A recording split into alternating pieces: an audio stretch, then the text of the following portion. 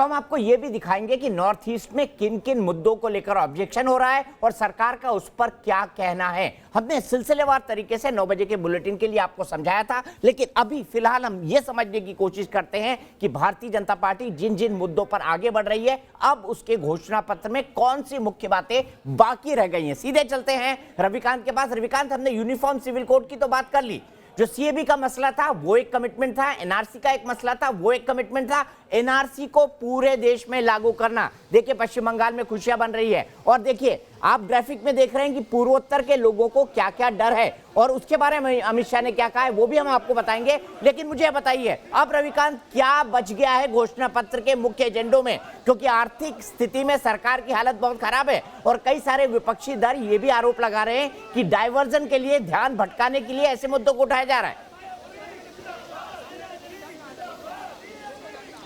देखिए दीपक जी, जो सबसे अहम बात है प्रधानमंत्री ने लाल किले से कही कि जो जनसंख्या विस्फोट है, क्या हम अपने आने वाली पीढ़ी के लिए उतने संसाधन जुटा पाएंगे, क्या हम उनका पालन पोषण सही तरीके से कर पाएंगे। इस बात को लेकर संघ परिवार और भारतीय जनता पार्टी के बीच में एक अहम बैठक हुई और आने वाले दिनों में जनसंख्या वृद्धि पर किस तरीके से रोक लगाई जाए, इसके लिए पहले अवेयरनेस जो कैंपेन होता है वो पार्टी की तरफ से चलाया जाएगा। सरकार भी इसके बारे में अवगत कराएगी। तो अभी तक की जानकारी के मुताबिक अगला जो एजेंडा होने वाला है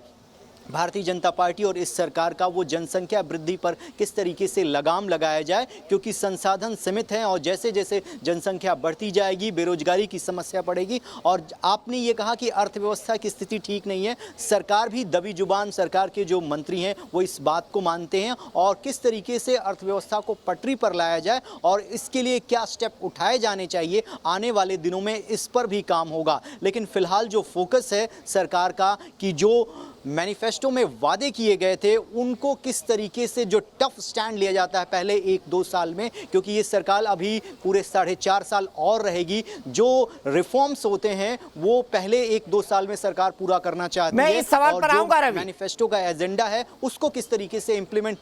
मैं इस सवाल पर आऊंगा क्योंकि सरकार ने कहा था कि हम रूरल इकोनॉमी में इतना पैसा डाल देंगे कि परचेसिंग पावर जो